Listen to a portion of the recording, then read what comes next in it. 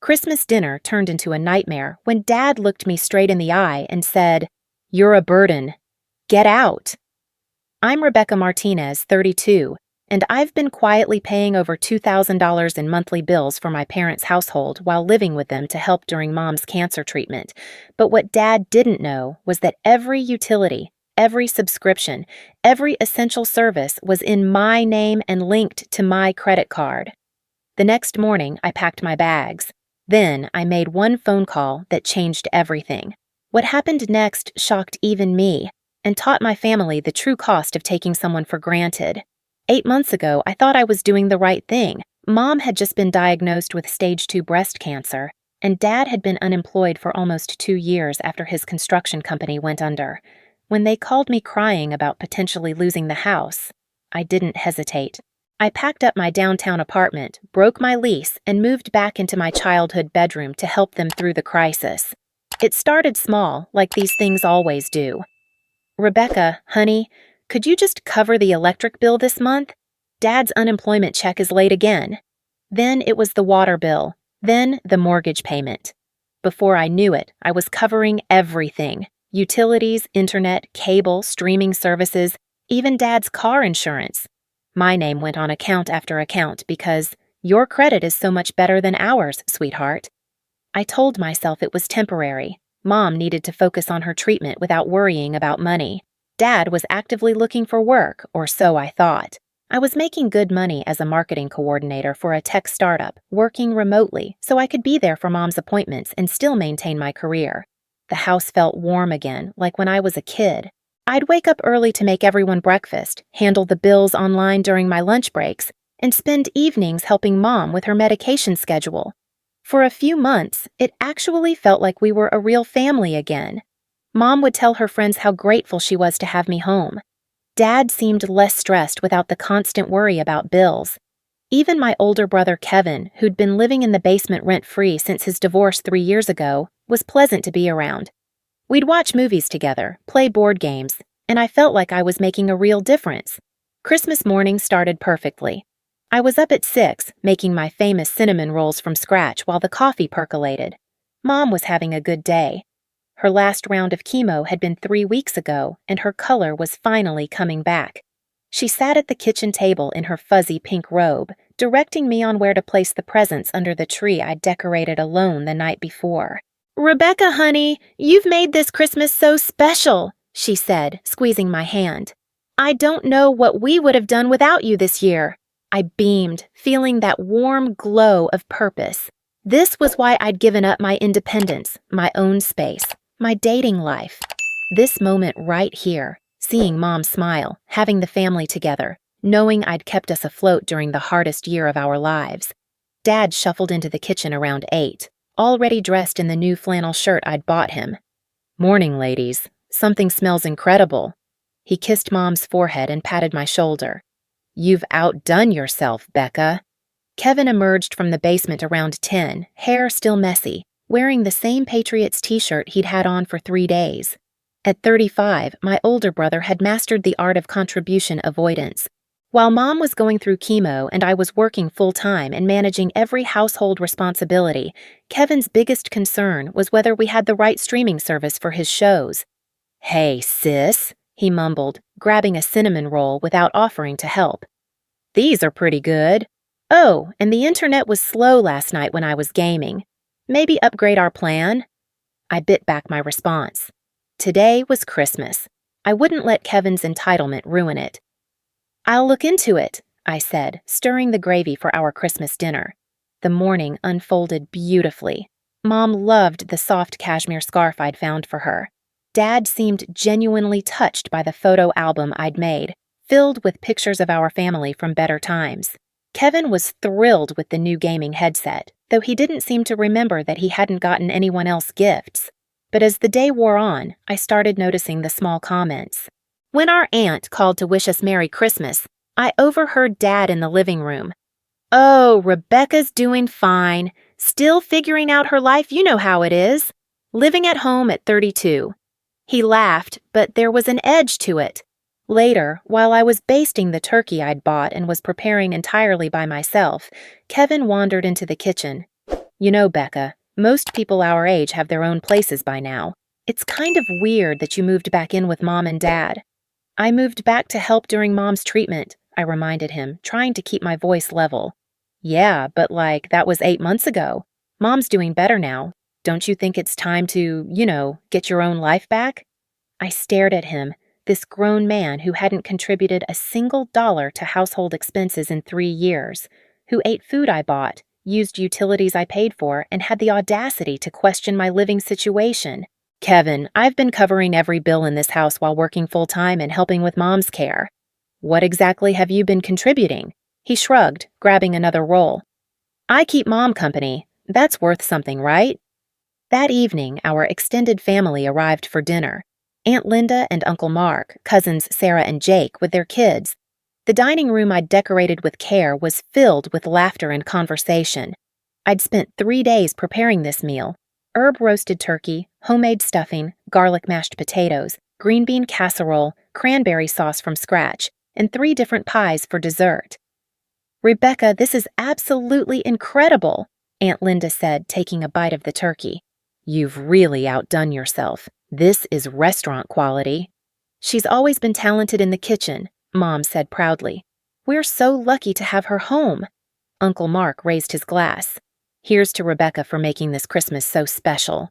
And for being such a devoted daughter during your mom's treatment. Not many kids would give up their independence to help family like that. I felt a warm flush of appreciation. Finally, someone recognized what I'd been doing. But then Dad's fork clinked against his plate a little too loudly. Well, let's not get too carried away. Rebecca's been learning a lot about responsibility this year. The tone shift was subtle, but I caught it. So did everyone else. The table got quiet. What do you mean, honey? Mom asked carefully. Dad cleared his throat, that familiar sound he made when he was about to hold court. I just mean that Rebecca's had to grow up a bit, living in the real world instead of that fancy downtown apartment, learning what it really costs to maintain a household. It's been good for her. My stomach dropped. He was talking about me like I was a teenager who'd been grounded, not a grown woman who'd been single-handedly financing their lives. Cousin Sarah looked confused. But didn't Rebecca give up her apartment to help you guys during the cancer treatment? Of course, Dad said quickly. We appreciate the help, but she's been here 8 months now. At some point, a person needs to stand on their own 2 feet. I felt heat rising in my cheeks. Every single person at this table knew why I was here. They knew about Mom's cancer, about Dad's unemployment, about the financial crisis that had brought me home. And here he was, rewriting history in front of our entire family. Dad, I said quietly, I think there might be some confusion about— No confusion, sweetheart, he interrupted, his voice getting louder. You're 32 years old. Most people your age have careers, their own places, maybe even families by now. Instead, you're living in your childhood bedroom. The silence was deafening. I could feel everyone's eyes on me, watching this humiliation unfold. Aunt Linda looked mortified. Uncle Mark was studying his plate. The kids were picking up on the tension, shifting uncomfortably in their seats. Rebecca has a career, Mom said weakly. She works in marketing. She's very successful. Working from a bedroom isn't exactly success, is it? Dad's voice was sharp now, cutting. At her age, she should be building something of her own, not depending on her parents for everything. That's when something inside me snapped. Not the explosive kind of snap, the quiet, cold kind that changes everything. I looked at this man who hadn't worked in 2 years, whose mortgage I'd been paying, whose electricity bill, water bill, internet bill, car insurance, health insurance copays, and grocery bills I'd been covering without complaint. Who'd sat in his recliner for 8 months, watching the premium cable channels I paid for while I worked full-time and managed every aspect of keeping his household running. Depending on my parents? I repeated, my voice deadly calm. Is that what we're calling this arrangement? Dad's eyes flashed. Rebecca, don't start. Not in front of everyone. Start what? Telling the truth? I stood up slowly, placing my napkin beside my plate.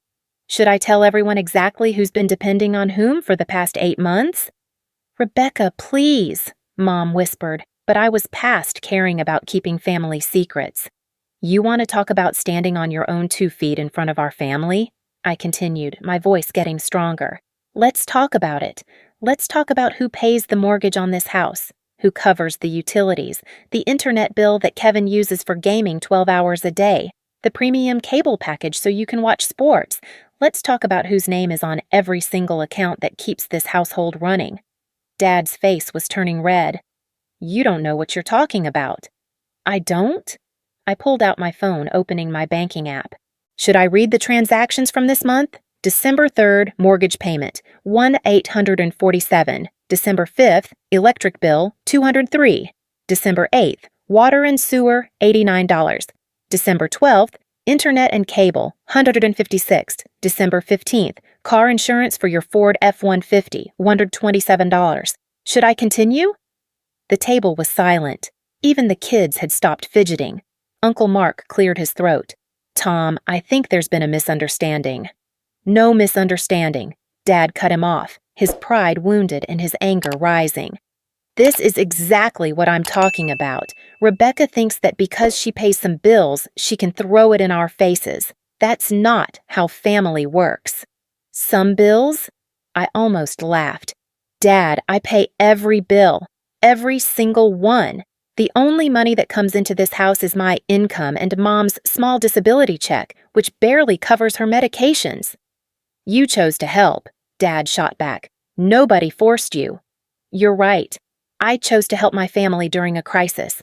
I chose to give up my independence, my social life, my own space to make sure Mom could focus on getting better and you wouldn't lose the house. I chose to do that because I love this family. Then stop complaining about it, he snapped. That's when I realized what was happening. In Dad's mind, my financial support wasn't help. It was rent. It wasn't sacrifice. It was obligation. I wasn't a daughter who'd stepped up during a crisis. I was a 32-year-old failure who should be grateful to have a roof over her head. You know what, Dad? You're absolutely right. I stood up, pulling my car keys from my pocket. I should be standing on my own 2 feet. I should stop depending on my parents. Rebecca, don't be dramatic, he said, but there was something different in his voice now, a hint of uncertainty. I'm not being dramatic. I'm taking your advice. I looked around the table at my extended family, these people who'd watched my father humiliate me in front of everyone. I want all of you to remember this moment. Remember that Dad told me I was a burden who needed to get out and learn to be an adult. Now wait just a minute, Dad started, but I was already walking toward the door. You want me out? Fine, I'll be out by morning. But I'll be taking my independence with me, all of it. I could hear the confused murmur of voices behind me as I grabbed my coat from the hallway closet. Mom was crying, begging me not to leave like this. Aunt Linda was asking Dad what the hell was wrong with him. Kevin was complaining that I was ruining Christmas. But Dad's voice rose above them all. If that's how you want to handle this, Rebecca, then go. You're acting like a child having a tantrum. Get out and learn what the real world is actually like. I turned back one last time and looked at him. This man who'd raised me, who'd taught me to ride a bike and helped with my homework and walked me down the aisle at my college graduation. This man who'd somehow convinced himself that his unemployed, bill-avoiding lifestyle was more adult than my responsible, sacrifice-making choices. You want me to learn about the real world? I said quietly. Okay, Dad. We'll both learn something new. I walked out into the cold December night, leaving behind the warm house, the family dinner, and any remaining illusion that my sacrifice had been appreciated or even acknowledged. But as I sat in my car in the driveway, I wasn't crying. I wasn't broken. I was calculating. $2,347. That was my monthly contribution to keeping the Martinez family household running. Mortgage, utilities, insurance, internet, cable, Netflix, Disney+, Spotify Family Plan, Amazon Prime, even the premium grocery budget that kept Kevin in his organic energy drinks and Dad in his imported beer. $2,947 that was about to disappear from their lives in exactly the same way I was. I pulled out of the driveway and drove toward the extended stay hotel downtown, already mentally reviewing which accounts I'd need to call first. Dad wanted me to learn about the real world? Perfect. It was time for the whole family to get educated. As I checked into room 247 at the Hampton Inn extended stay, I could hear my phone buzzing with texts from the family group chat. Mom begging me to come back and talk this through. Kevin asking if I was seriously going to let Dad's bad mood ruin Christmas. Even Aunt Linda had gotten my number from Mom and was texting apologies on Dad's behalf. But nothing from Dad himself. I set my phone aside and opened my laptop. Time to make a spreadsheet. Time to document every single account, every monthly payment, every service that was about to learn the difference between dependence and independence. Tomorrow was December 26th. Time for the Martinez family to unwrap their real Christmas present, the truth about who had been supporting whom. And Dad was about to learn that when you kick out your safety net, you tend to fall pretty hard. I woke up at 5 a.m. on December 26th in my sterile hotel room, but for the first time in months, I felt clear-headed. No rushing to make breakfast for 3 other adults. No worrying about Mom's medication schedule while juggling work calls. No pretending that Kevin's gaming sessions until 3 a.m. weren't keeping the whole house awake. Just me, my laptop, and a revelation that had been building for 8 months. I wasn't angry anymore. Anger was hot and impulsive, and what I needed now was cold precision. I opened my laptop and created a new Excel spreadsheet titled The Cutoff Plan. Row by row, I listed every single financial tie between myself and the Martinez family household. Seeing it all laid out like that was shocking even to me. Monthly recurring payments directly from my accounts. Mortgage payment to Wells Fargo, $1,147. Electric with Pacific Gas and Electric, averaging $203. Water and sewer with City Municipal, $89. Internet and premium cable with Xfinity, $156 for the package that included all the sports channels Dad insisted on. Car insurance for Dad's 2019 Ford F-150 through State Farm, $127. Health insurance copays and supplemental coverage, varying between $89 to $156 monthly. Then there were the streaming services I'd never really thought about. Netflix Premium Family Plan, $19.99. Disney Plus bundle with Hulu and ESPN Plus, $19.99. Spotify Family, $15.99. Amazon Prime, $12.99 monthly. HBO Max, $14.99. Paramount Plus, $9.99, because Kevin needed to watch some sci-fi series. Grocery budget averaging $847 monthly, because Kevin only ate organic everything and Dad insisted on his craft beer collection. Household supplies, toiletries, cleaning products. Another $134 monthly average. Total, $2,247, or $88 per month. Over 8 months, I had contributed $18,183.04 to keeping that household running. Nearly $19,000 of my own money to support 3 other adults, one of whom had just publicly called me a burden. I stared at that number for a long time. $19,000. That was almost half my annual salary after taxes. That was a down payment on my own house. That was a year of travel, or advanced certification courses for my career, or 1,000 other things I could have done with my life instead of subsidizing Dad's unemployment and Kevin's extended adolescence. But the money wasn't even the worst part. The worst part was how they'd made me feel grateful for the privilege of supporting them, how they'd framed my sacrifice as their generosity in letting me live there, how Dad had convinced himself that I was the dependent one. Time to clarify that misconception. I researched the legal requirements for canceling services. Most utilities required 48-hour notice for disconnection. Streaming services could be canceled immediately. Insurance policies needed proper notification to avoid penalties. I wasn't going to do anything illegal or destructive. I was simply going to stop paying for services I no longer needed. My phone had been buzzing all night with messages, but I hadn't looked at them yet. Finally, I opened the family group chat. Kevin, 11:47 p.m. Seriously, Becca, you're going to let Dad's bad mood ruin Christmas? Just come home and we'll forget this happened. Mom, 12:23 a.m. Sweetheart, please come back. Dad feels terrible about what he said. We can work this out as a family. Kevin, 12:41 a.m. The Wi-Fi is being weird. Can you check the account online? I've got a tournament tomorrow.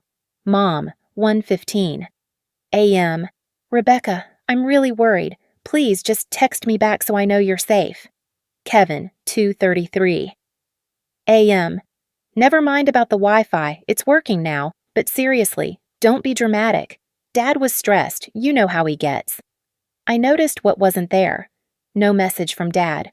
No apology, no attempt to reach out, no acknowledgement that maybe he'd crossed a line.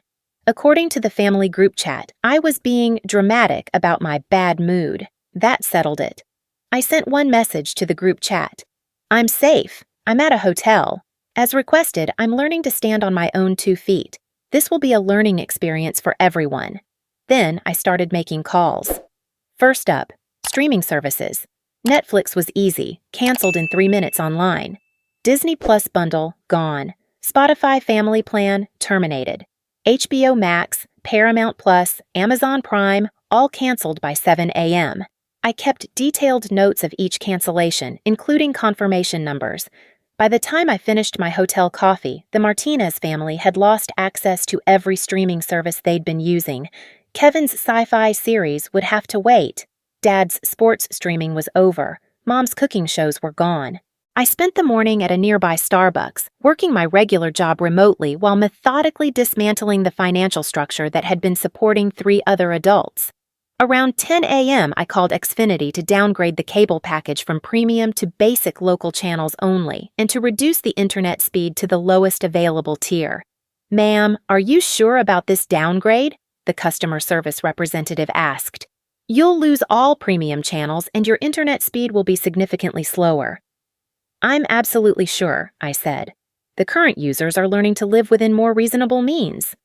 "Okay, the changes will take effect within 24 hours. Is there anything else I can help you with today?" "Actually, yes. Can you tell me what the monthly cost will be after the downgrade?" "Your new monthly bill will be $47.99 instead of $156. "Perfect. Over $100 saved per month, and they'd still have basic internet and local channels. I wasn't being vindictive. I was being practical. By noon, my phone started ringing. Kevin called first, of course. "Becca, what the hell? Netflix isn't working, Disney Plus is gone, and the internet is crawling. I've got a tournament stream to watch it too." "Hi, Kevin," I said pleasantly. "I'm doing great, thanks for asking. The hotel is comfortable and I slept really well." "Cut the crap. What did you do to our accounts?" "Our accounts?" I repeated. "Kevin, these were my accounts, paid for with my credit cards, registered under my name. Since I'm no longer living there and learning to be independent, I no longer need to pay for services I'm not using." "But we need them." "Then I suggest you figure out how to get your own accounts. You know, like adults do." "I can't afford Netflix right now. I'm between jobs." "You've been between jobs for 3 years, Kevin. Maybe it's time to find one." "This is ridiculous. You're being petty." "I'm being responsible with my finances. Dad made it very clear that I need to learn how to stand on my own 2 feet. I'm taking his advice." "Just turn them back on, okay? I'll pay you back." "With what money, Kevin? You don't have a job, remember?" He hung up on me. Mom called 20 minutes later, crying. "Rebecca, honey, what's going on? Kevin says you canceled all our shows?" "Mom, I canceled the streaming services I was paying for. You still have basic cable and internet." "But I don't understand. Why would you do this? Are you trying to punish us?" Her genuine confusion almost broke my heart.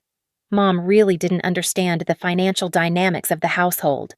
She thought Dad was handling things, that I was just helping out a little. She had no idea that I was single-handedly funding their entire lifestyle. "Mom, I'm not punishing anyone. I'm just not paying for services I don't need anymore. Since I don't live there, I don't need to pay for your entertainment." "But we can't afford these things right now with Dad out of work." "I know, Mom. That's exactly the problem." "I don't understand what you mean." "Mom, who do you think has been paying for these services? Who's been covering the mortgage, the utilities, the groceries, everything?" There was a long silence. "Well, Dad and I... And you help with some things?" "Mom, I need you to understand something. I've been paying for everything, every bill, every service, every grocery run. Dad hasn't contributed a penny to household expenses in 8 months." Another long silence. "That can't be right, sweetheart. Dad handles the finances."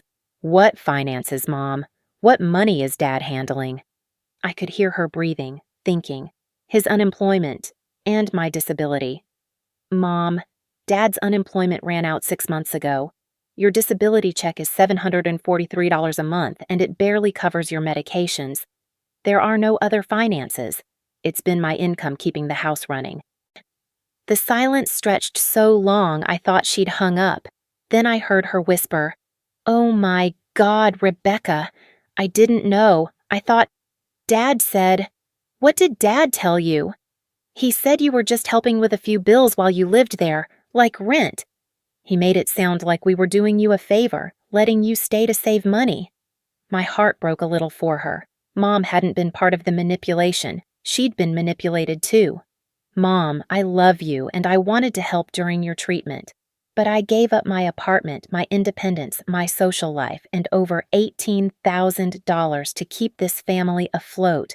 And yesterday, Dad told our entire extended family that I was a burden who needed to learn to be an adult." $18,000? Her voice was barely a whisper. "Yes, Mom, in 8 months. Rebecca, I had no idea. If I had known..." "I know you didn't, Mom, but Dad knew. Dad has known exactly where every penny was coming from, and he chose to humiliate me in front of our family instead of acknowledging it. What do we do now?" She sounded lost, fragile. "Now you and Dad figure out how to manage your household like the adults you are. I'll help you understand what bills need to be paid and when, but I won't be paying them anymore." "But the mortgage is due January 1st. That gives you 6 days to figure something out." "Rebecca, we can't lose the house." "Then don't. Figure out a solution. Dad can get a job. Kevin can get a job and contribute. You can downsize. There are options, but they require everyone to participate." After Mom hung up, I sat in my car in the Starbucks parking lot, shaking. Not from anger, but from the relief of finally telling the truth. For 8 months, I'd been living in this weird alternate reality where up was down, where the person supporting everyone was called a burden, where sacrifice was reframed as selfishness, but the calls weren't over. Around 4 p.m., as I was checking emails for work, Kevin called again. "Okay, look, I talked to Mom. I get it, you're upset about the money thing, but you can't just screw us over like this." "How am I screwing you over?" "The internet is so slow, I can't even watch YouTube, and all our shows are gone. This is insane." "Kevin, you're 35 years old. Get your own internet plan." "I can't afford it." "Then get a job." "It's not that simple, Rebecca. The job market is tough right now." "You know what else is tough? Working 45 hours a week while managing every household expense and taking care of Mom's medical needs while your older brother plays video games in the basement." "I help with Mom." "How? By keeping her company while she watches TV? That's not help, Kevin. That's just existing in the same space." "You don't understand the stress I'm under." I almost laughed. "What stress? You have no job, no bills, no responsibilities. Your biggest concern is whether the Wi-Fi is fast enough for gaming. Look, just turn the stuff back on and we'll figure out a payment plan or something." "No." "Come on, Becca, don't be like this." "Like what? Responsible? Independent? Adult?" "You're being vindictive." "I'm being exactly what Dad told me to be. I'm standing on my own 2 feet and not depending on my parents. But we depend on you." And there it was. The truth Kevin didn't even realize he'd spoken. "Yes, Kevin, you depend on me. All of you. Dad depends on me to pay his mortgage. You depend on me to fund your entertainment and food. Even Mom depends on me to keep the lights on. But somehow I'm the burden who needs to grow up." "That's not..." "Dad didn't mean..." "Dad meant exactly what he said, Kevin. And I'm giving him exactly what he asked for." Kevin hung up on me again. That evening, I called the insurance company and removed Dad's truck from my policy. The representative was helpful and professional, explaining that Dad would need to secure his own coverage by January 1st or risk driving uninsured.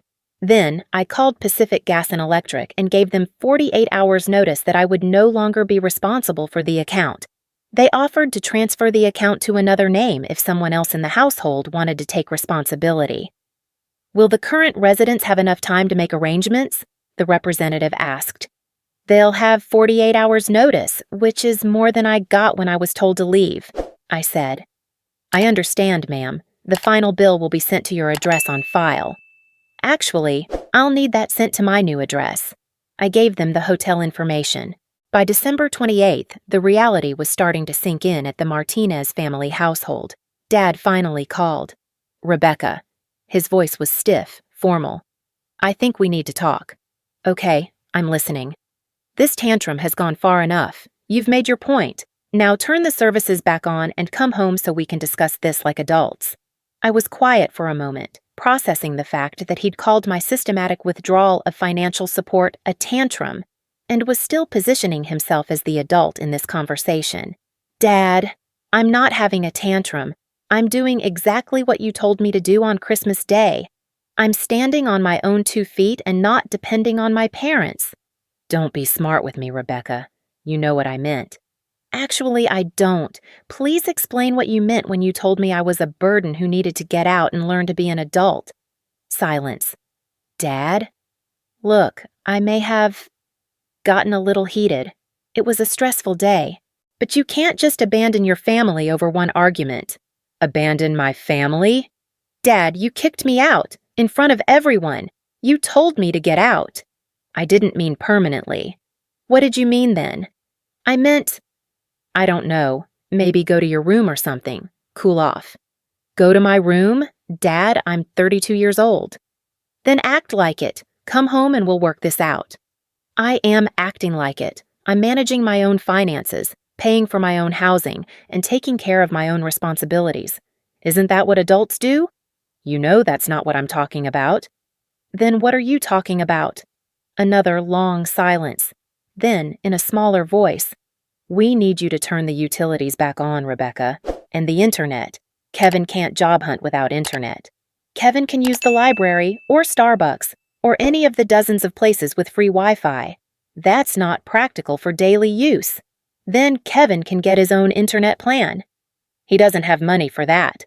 I know, Dad. That's the whole problem. What do you want from us, Rebecca?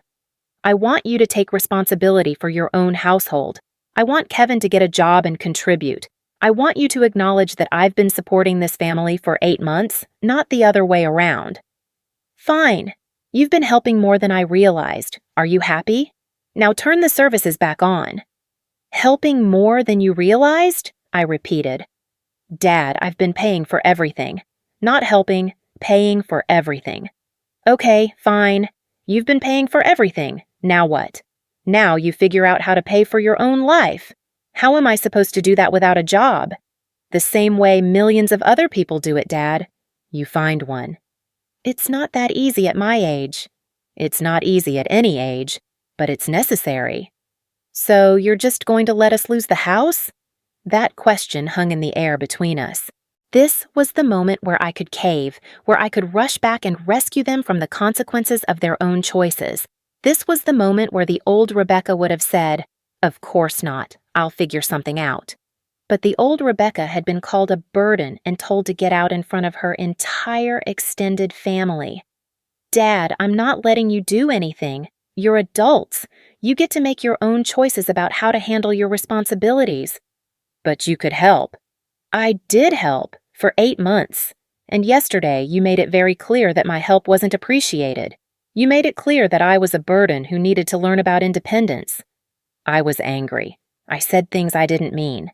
Which things didn't you mean? That I'm a burden? That I need to get out? That I should learn to be an adult? Because you said all of those things in front of our entire family, and you haven't apologized for any of them. Silence. Dad? I'm sorry I called you a burden, he said quietly. And I'm sorry I told you to get out. And? A longer pause. And I'm sorry I said you needed to learn to be an adult. Thank you. That means something. But apologies don't pay mortgages, Dad. So what do you want? What will it take for you to come back and help us through this? Dad, I'm not coming back. I'm 32 years old, and it's time for me to have my own life. But what about us? What about you? You're both adults. You'll figure it out. Rebecca, please, we can't do this without you. Yes, you can. You just don't want to. That's not fair. What's not fair is expecting your daughter to sacrifice her independence, her savings, and her future to subsidize your lifestyle and then calling her a burden for doing it. Dad was quiet for so long I thought he'd hung up. Then, the mortgage payment is due January 1st. I know. We don't have the money. I know. So, what are we supposed to do? I don't know, Dad, but you have 6 days to figure it out. Can you at least give us more time? Maybe pay January and February while we get organized? No. Why not? Because this cycle needs to end. Because enabling your avoidance isn't helping any of us. Because I deserve to have my own life. But we're family, Rebecca. Yes, we are. And families support each other. But for 8 months, support has only been flowing in one direction. It's time for that to change. How is Kevin supposed to get a job without reliable internet? The same way people got jobs before the internet existed. The same way people without home internet get jobs now. Kevin is resourceful when he wants to be. Let him figure it out. And what if we can't make the mortgage payment? Then you'll need to talk to the bank about your options. Maybe you can work out a payment plan or a loan modification or something else. That's what adults do when they face financial challenges. You're really going to let us lose everything. Dad, I'm not letting you do anything. I'm just not preventing the natural consequences of your choices anymore. Our choices? What about your choice to abandon your family? My choice was to stop enabling 3 adults who were perfectly capable of supporting themselves but chose not to. That's not abandonment. That's boundaries. We talked for another 20 minutes, but it went in circles. Dad couldn't understand why I wouldn't just fix everything like I had been doing. I couldn't make him understand that fixing everything for him was exactly what had created this problem. After I hung up, I sat in my hotel room and felt something I hadn't felt in months. Peace. For the first time since moving back home, I wasn't responsible for anyone else's choices. I wasn't going to wake up tomorrow wondering how to stretch my paycheck to cover someone else's expenses. I wasn't going to spend my lunch break calling utility companies or my evening's meal planning for 4 adults. I was just responsible for me. My phone buzzed with a text from Mom. Honey, the power company called. They say the electricity will be turned off tomorrow if someone doesn't put the account in their name. I don't know what to do. I texted back. Call them and ask to set up a new account. They'll help you through the process. But we don't have money for a deposit. They have payment plan options for people in financial hardship. Ask to speak to someone about assistance programs. This is so overwhelming. I wish you were here to handle it. And there it was. The expectation that had defined our relationship for 8 months. When things got complicated or difficult, Rebecca would handle it. Rebecca would figure it out. Rebecca would make the calls and solve the problems and pay the bills. Mom, you can handle this. You managed a household for 30 years before I moved back.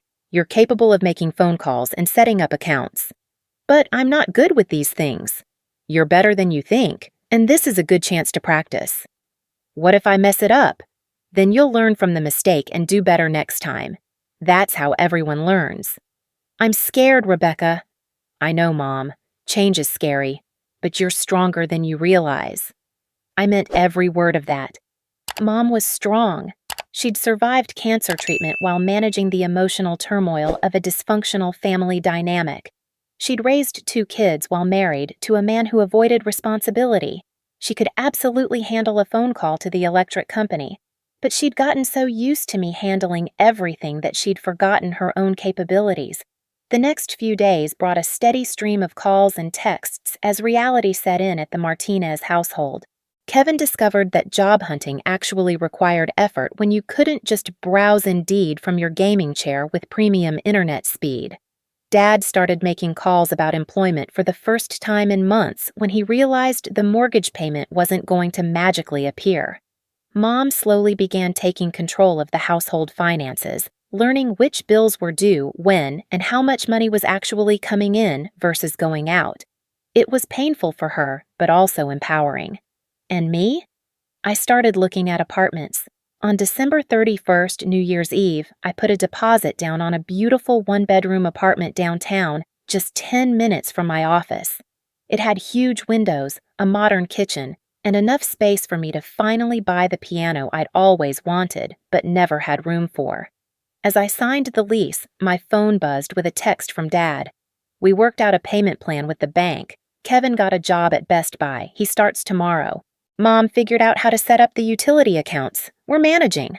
I smiled and typed back, "I'm proud of all of you." He responded immediately, "We'd like you to come to dinner next Sunday, if you want to, as our guest, not our whatever we were doing before." "I'd like that," I texted back. "I'll bring dessert." "You don't have to bring anything, just yourself." It was the first time in 8 months that I'd been invited to dinner instead of expected to provide it. As I drove to my new apartment that night, I thought about what Dad had said on Christmas, that I needed to learn to be an adult. He was right, in a way. I did need to learn something important. I needed to learn that being an adult meant setting boundaries, that helping family didn't require sacrificing yourself, that love and financial support weren't the same thing. Most importantly, I needed to learn that sometimes the most loving thing you can do for someone is stop enabling them to avoid growing up. The Martinez family was going to be fine. They were stronger than they'd realized, more capable than they'd believed, and more resilient than they'd given themselves credit for. And so was I.